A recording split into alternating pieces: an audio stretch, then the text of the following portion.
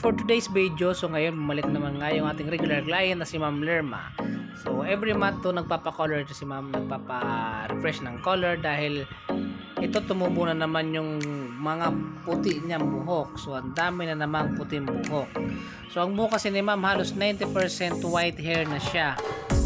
So ang ginagawa ko sa kanya, kinukulayan ko and then ina-highlights ko diretso. Tapos din haircut. So ngayon, haircutan ko muna siya para maging maayos naman yung kasi mahaba na rin tsaka magulo na siya tignan.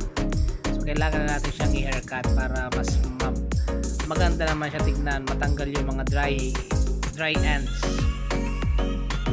So kaya gugupitan natin muna siya bago natin siya kulayan. So ang haircut nito ni Ma'am, so mga bagay na bagay lang sa kanya. So trim lang. Mother's cut. So pagkatapos natin siya ma-haircutan, so ito maglalagay na tayo ng hair color. So unahin muna natin yung roots, yung mga white hair niya, yun ang unang-una nating tatakpan. So pag nagkukulay tayo, dapat iingatan natin na wag malagyan yung nasa taas kasi pwedeng mag-dark yun. So kaya dapat dahan-dahan lang tayo nagkukulay and sectioning. So ito natapos ko na siyang kulayan, so ipapabad lang natin siya and then pagkatapos nito i-highlights natin siya diretso kasi yung highlights niya faded na rin. So ito tapos ko na siyang gawin. Ayun. Wala na naman yung white hair ni Ma'am. Ayun. Ang ganda na naman. Tapos nag-highlights din tayo kasi yung highlights niya is faded na rin siya.